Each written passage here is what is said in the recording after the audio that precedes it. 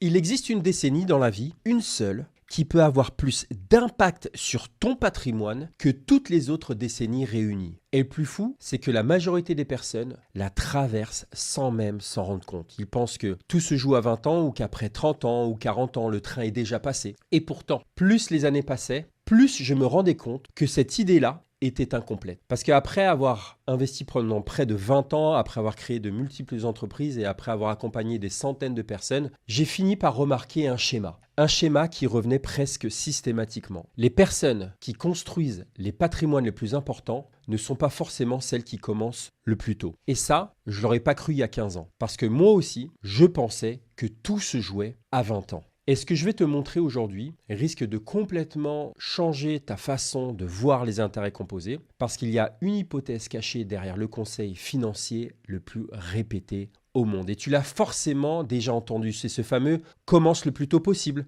ou « laisse les intérêts composés faire leur travail » ou le fameux « le temps est ton meilleur allié ». Et sur le papier, c'est vrai, parce que si on regarde n'importe quel livre de finance, n'importe quelle vidéo YouTube ou n'importe quel conseiller financier, tu connais sûrement ce graphique-là, celui que je suis en train de t'afficher à l'écran. C'est quelqu'un qui commence à investir à 20 ans et là, on voit la courbe qui monte lentement pendant des années et presque tout d'un coup, elle s'envole, elle explose. Et la conclusion est toujours la même. Commence tôt, sois patient et le temps te rendra riche. Mais attention, c'est pas ce que je suis en train de te dire. Je suis pas en train de te dire que c'est complètement faux. Les intérêts composés sont probablement l'une des forces les plus puissantes de toute la finance. Le problème, c'est qu'ils reposent sur une hypothèse dont presque personne ne parle. Une hypothèse tellement importante qu'elle change complètement la façon dont la plupart des gens devraient regarder leur patrimoine. Et c'est précisément cette hypothèse-là qui fait que beaucoup de personnes de 35, 40 ou même 45 ans, peut-être toi, pensent avoir déjà raté leur vie financière. Alors qu'en réalité,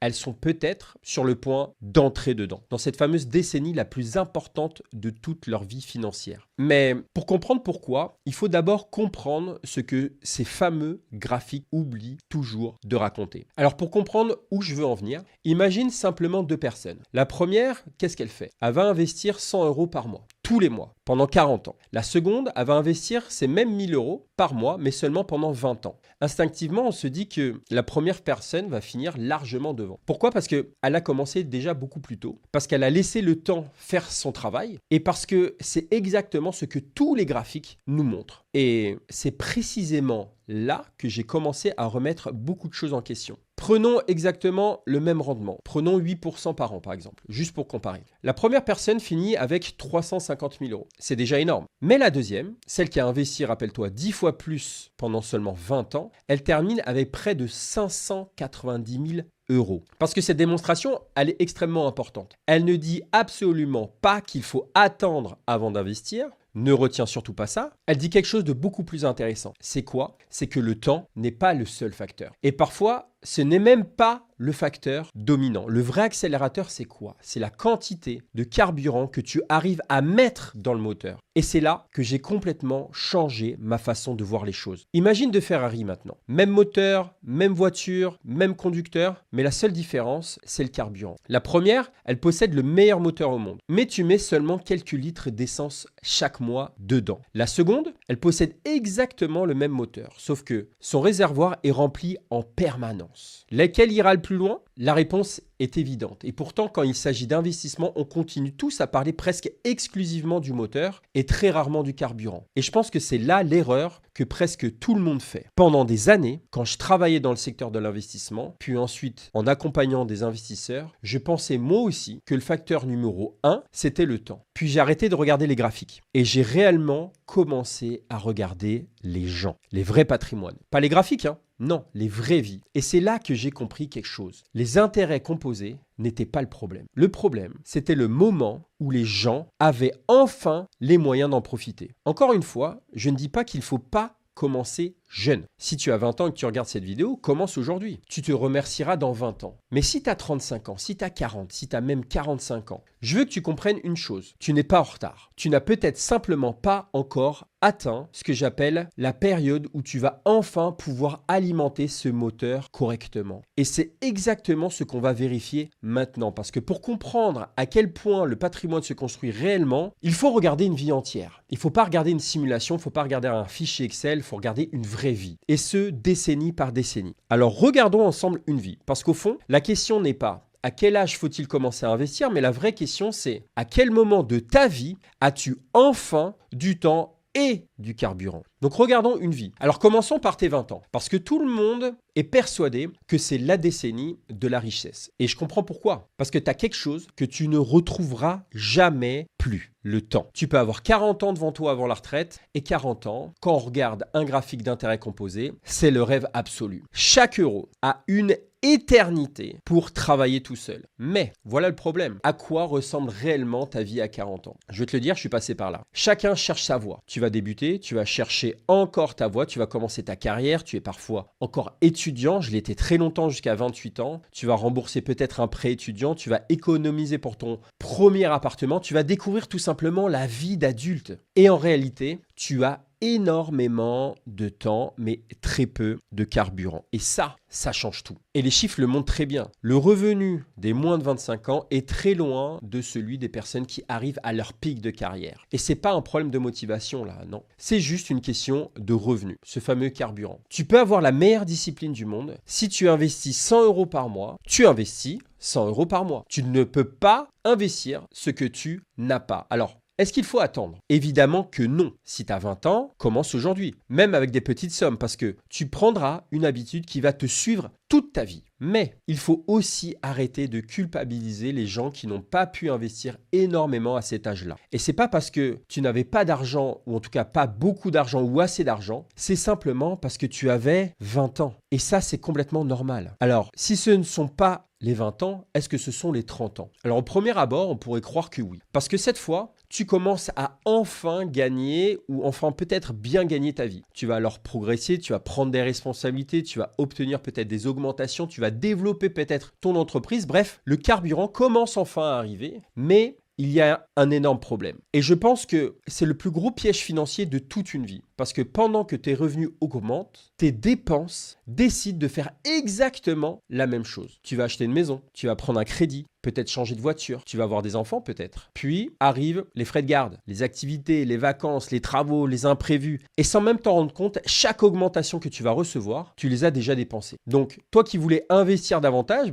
il y a toujours quelque chose qui arrive. Toujours. Et c'est là que beaucoup de personnes pensent manquer de discipline, alors qu'en réalité, ils sont simplement dans une décennie où la vie coûte extrêmement cher. Et je vois énormément de personnes que j'accompagne vivre exactement ce même scénario-là, c'est pour ça que je t'en parle. Elles gagnent peut-être 2 fois plus qu'à 25 ans et pourtant elles n'investissent presque pas davantage. Pourquoi? Parce que leur niveau de vie a grandi exactement à la même vitesse que leurs revenus. Résultat des comptes, tu as davantage de carburant qu'à 20 ans, oui, mais une énorme partie s'évapore avant même d'être arrivé dans le moteur. Et c'est exactement et précisément à ce moment-là que j'ai commencé à remarquer quelque chose. Chez presque toutes les personnes qui construisaient un patrimoine important, le véritable déclic n'arrivait ni à 25 ans, ni à 32 ans, il arrivait un peu plus tard. À un moment où il y a deux choses qui finissent enfin par se rencontrer. C'est le temps et le carburant. Et puis un jour, il y a quelque chose qui change. Alors, ça ne va pas arriver du jour au lendemain, ça va pas être un énorme événement et c'est presque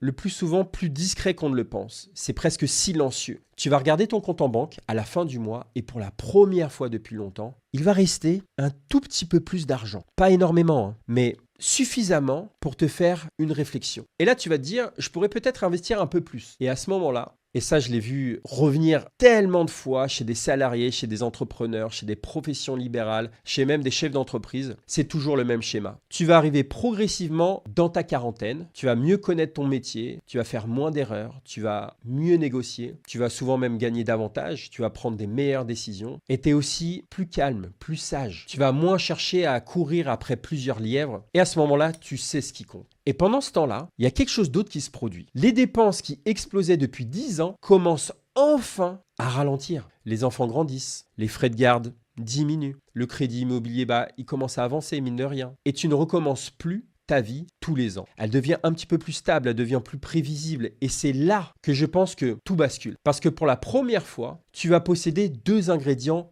en même temps, le temps et le carburant. Et à 45 ans, et j'arrive dans cette phase-là, t'as pas fini. Il te reste encore 20 ans. Et 20 ans, quand on parle d'investissement, c'est immense. Je m'en rends compte aujourd'hui. 20 ans, ça suffit largement pour construire un patrimoine considérable, à condition d'avoir enfin les moyens d'alimenter le fameux moteur. Et c'est exactement ça qui fait toute la différence. C'est que pendant des années, tu avais le fameux moteur, mais tu n'avais presque pas de carburant. Et aujourd'hui, tu as encore le moteur. Et cette fois, tu commences enfin à remplir le réservoir. Et c'est ce chevauchement qui est magique. Pas parce que tu as 40 ans, mais parce que c'est souvent à ce moment-là que le temps et le carburant se rencontrent enfin. Et je pense que c'est précisément là que beaucoup de personnes passent à côté d'une opportunité qui est tout simplement énorme. Parce qu'elles vont continuer peut-être à vivre exactement comme avant. Le salaire, il augmente, alors les dépenses, elles augmentent aussi. La maison, elle est peut-être un petit peu plus grande, la voiture un peu plus chère, les vacances un peu plus belles, il y a des restaurants un petit peu plus souvent. Et ça, sans même s'en rendre compte. Et elles transforment alors la meilleure décennie de leur vie financière en une décennie parfaitement normale. Alors que c'était justement le moment où elles avaient enfin cette capacité d'accélérer. Et c'est pour ça que je ne suis pas totalement d'accord avec cette idée qu'on entend partout que tout se joue avant 30 ans. Tout ne se joue pas avant 30 ans. Et pour beaucoup de personnes, la partie la plus importante commence justement après. À condition de comprendre une chose, c'est que avoir davantage d'argent ne te rend pas automatiquement plus riche. Ce qui te rend plus riche, c'est ce que tu fais de cet argent.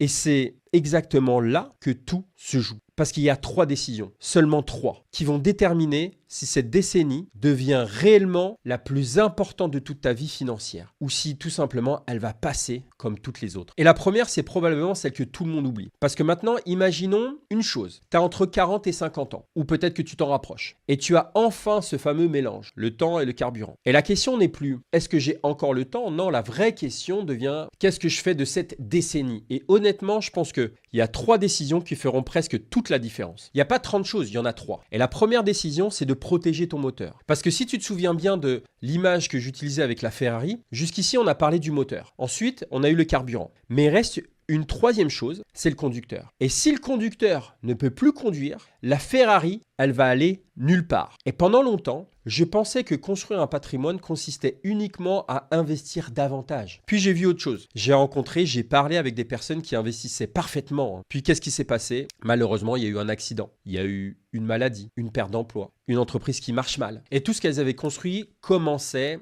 à disparaître, voire même à mourir, malheureusement. Et je te parle de ça parce que je suis passé de nombreuses fois par là. Mais finalement, pourquoi ces changements soudains? Pourquoi on est passé du paradis à l'enfer? La raison numéro 1, c'est que les revenus s'étaient arrêtés, mais pas les dépenses. Il y avait toujours le crédit immobilier, les enfants étaient toujours à la maison, il y avait les assurances, les factures. Bref, tu l'as compris, la vie a continué. Et c'est précisément pour cette raison que je pense que, avant même de chercher le meilleur investissement, tu dois protéger ta capacité à continuer à investir. Et concrètement, ça se passe comment? Il faut tout simplement continuer à se créer une épargne de sécurité. On peut parler de 3 mois à 6 mois de dépenses essentielles. Et là, je ne te parle pas de 3 mois de salaire, je te parle de 3 mois de vie. Parce qu'une personne qui possède un patrimoine, mais qui est obligée de tout vendre au premier imprévu, n'a pas vraiment de patrimoine. Elle possède simplement ce que j'appelle des actifs qui sont fragiles. Et si tu es entrepreneur ou si tu es indépendant, c'est encore plus important cette notion-là. Et personne ne viendra sécuriser tes revenus à ta place. Donc, protège ton moteur avant d'essayer d'aller plus vite. 2e décision, augmente ce que j'appelle la marge d'investissement. Et je veux plus ici que tu sois obsédé par ton salaire. Parce que ton salaire, ce n'est qu'un chiffre. Et le chiffre qui compte vraiment, c'est celui-ci. Combien rentre chaque mois, combien sort et combien reste-t-il? C'est tout. Et cet écart-là, c'est celui qui te permet de construire ton patrimoine. Imagine 2 personnes. La première gagne 8 000 € par mois. Elle va en dépenser d'un côté 7 700 et il va lui rester combien? 300 €. La deuxième personne, elle va gagner, elle, 4 500 €, ok? Mais elle va en dépenser 3 000. Il lui reste combien? 1 500. Qui construit le plus vite son patrimoine? Le deuxième. Pourtant, elle gagne presque 2 fois moins que la première. Voilà pourquoi gagner plus ne suffit pas. Il faut surtout réussir à conserver une partie de ce que tu gagnes. Parce que sinon, chaque augmentation devient simplement une augmentation de tes dépenses. Et ça, c'est vraiment le piège du niveau de vie. De changer de voiture, puis de maison, puis tu vas changer de téléphone, le dernier iPhone, puis tu vas changer tes vacances. Et 10 ans plus tard, tu vas gagner 2 fois plus, mais ton patrimoine, lui, il a presque pas bougé. Et je veux vraiment que tu mesures cet écart-là tous les mois, le premier du mois. C'est ce que je fais depuis maintenant 2020. Parce que ce que tu mesures, tu finis toujours par pouvoir l'améliorer. Troisième décision, arrête de suivre ton salaire. Commence par suivre ton patrimoine. Et je vais te poser une question pour cela, sans regarder comme ça aujourd'hui. Si je te demande aujourd'hui quel est ton patrimoine net, et c'est ce que je demande souvent dans mes analyses de patrimoine que je fais, et si tu veux d'ailleurs que je fasse la tienne, je peux la faire en l'espace de 3 minutes et en bio, je te fais un retour personnalisé, une vidéo de ma part, donc n'hésite pas à en profiter. Mais si je te demandais ton patrimoine net aujourd'hui, est-ce que tu pourrais me répondre sans regarder? Et là, je ne te parle pas de ton salaire, je ne te parle pas de ton chiffre d'affaires, je ne te parle pas de ton compte en banque, je te parle de ton patrimoine. Est-ce que tu peux répondre à cela? Et la plupart des gens, elles n'y arrivent pas. Et pourtant, c'est le chiffre le plus important de toute leur vie financière. Parce qu'au fond, ton salaire, c'est ce que j'appelle un flux. Il passe comme ça, il rentre, il sort, mais ton patrimoine, c'est ce qui reste. Et c'est exactement ce que tu dois commencer à regarder. Que ce soit tous les 3 mois, que ce soit tous les 6 mois, est-ce qu'il augmente, à quelle vitesse, pourquoi? Parce que le jour où tu commenceras à regarder ce chiffre vraiment et précisément, tu arrêteras progressivement de prendre des décisions uniquement pour augmenter tes revenus et tu commenceras enfin à prendre des décisions pour augmenter ta liberté. Et ça, c'est plus du tout la même chose. Pendant toute cette vidéo, je t'ai presque jamais parlé de rendement. Je t'ai même presque jamais parlé de choisir la meilleure action ou même de choisir le meilleur ETF. Pourquoi? Parce que avant de chercher le meilleur investissement, il faut d'abord construire la machine qui te permet d'investir. Et cette machine-là, ici, là, c'est toi. Et ça me fait penser à un entrepreneur que j'ai accompagné et qui gagnait plus de 25 000 euros par mois, je m'en souviens. Et il me disait que tout le monde autour de lui pensait qu'il était riche. Pourtant, il m'a avoué qu'il investissait beaucoup moins chaque mois qu'un salarié qui gagnait 4 000 euros. Pourquoi? Parce que son niveau de vie avait tout absorbé. Et là, je lui ai dit, écoute, c'est pas trop tard, tu peux encore le faire. Et lorsqu'il a entendu ça, j'ai vu dans son œil que quelque chose avait changé. Il le savait, mais il fallait que quelqu'un lui dise et pointe vraiment ce problème pour qu'il s'en rende réellement compte. Mais il reste une dernière idée, et c'est probablement la plus importante de toute cette vidéo. Quelle est cette fameuse décennie dont je te parlais en introduction? Eh bien, ma réponse va probablement surprendre beaucoup de monde parce qu'elle ne ressemble pas du tout à ce qu'on entend habituellement. Parce que pour la majorité des gens, c'est pas la vingtaine. Ce n'est pas parce que investir à 20 ans n'est pas une bonne idée. Au contraire, si tu peux commencer tôt, fais-le et tu te remercieras plus tard. Mais je pense que